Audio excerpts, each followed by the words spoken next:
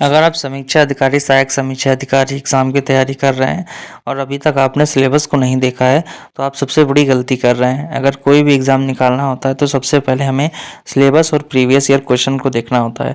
अगर आप सिलेबस को अच्छे से समझ लेंगे, किस सब्जेक्ट का कितना वेटेज है और किस तरीके से आपको सब्जेक्ट पढ़ना है, तो आपके लिए काफ़ी आसानी हो जाएगी। अगर बिना सिलेबस और प्रीवियस ईयर एनालाइज़ किए अगर आप पढ़ रहे हैं तो आपका कोई मतलब नहीं होता है।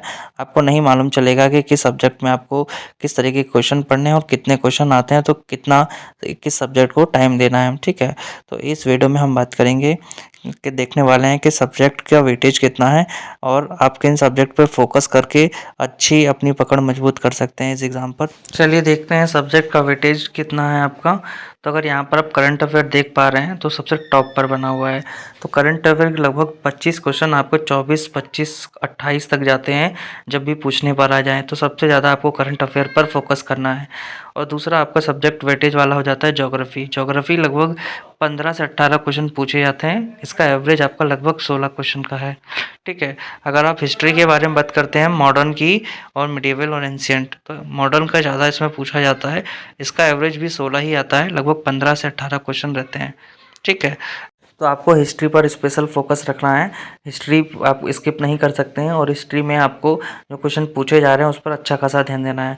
अब बात करते हैं पॉलिटी, तो पॉलिटी में आपको 8 से 10 क्वेश्चन देखने को मिल जाते हैं। ठीक है, तो पॉलिटी भी आपका एक ईजी सब्जेक्ट है।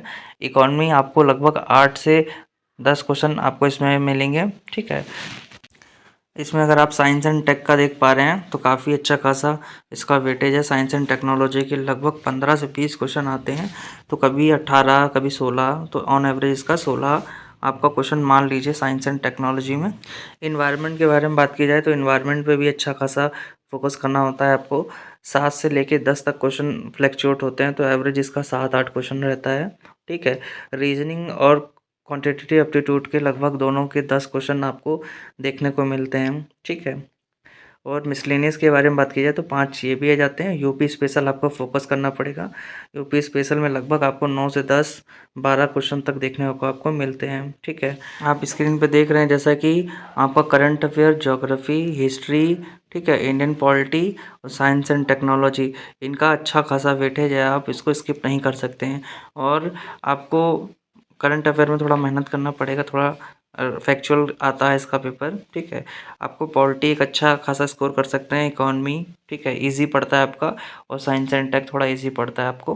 ठीक है, और ज्योग्राफी भी आपको थोड़ा इजी ही पड़ता है, तो आप यहाँ पर फोकस करके स्कोर कर सकते हैं। ठीक है, करंट अफेयर के लिए आपको मेहनत करनी पड़ेगी ज़्यादा, है ना। आप ज्योग्राफी, इंडियन पॉलिटी, इकोनॉमी और साइंस एंड टेक, इसमें अच्छा खासा स्कोर कर सकते हैं आप, क्योंकि ये इजी पढ़ते हैं थोड़े से आपको। आपका स्टैटिक पूछा जाता है इसमें। ठीक है, तो आप इस अगर एनालिसिस देख रहे हैं तो मेजर सब्जेक्ट आपके क्या हो गया, करंट अफेयर, ज्योग्राफी, ठीक है, हिस्ट्री आपकी, और Indian polity, geography, science and technology. ठीक है, और इन्वायरमेंट, इकोलॉजी के भी क्वेश्चन बढ़ते जा रहे हैं। ठीक है, तो आप देख पा रहे हैं कि कोई भी सब्जेक्ट आपके लिए छोड़ना ठीक नहीं है। ठीक है, लेकिन जिन सब्जेक्ट का वेटेज ज़्यादा है उन पे आप फोकस करके अच्छा खासा स्कोर कर सकते हैं। ठीक है, आप जैसे कि देख ही रहे होंगे कट ऑफ भी काफ़ी बढ़ती जा रही है, तो इस बार लगभग कट ऑफ 130 से 135 के बीच रह सकती है, तो आपको मेहनत भी ज़्यादा करनी पड़ेगी।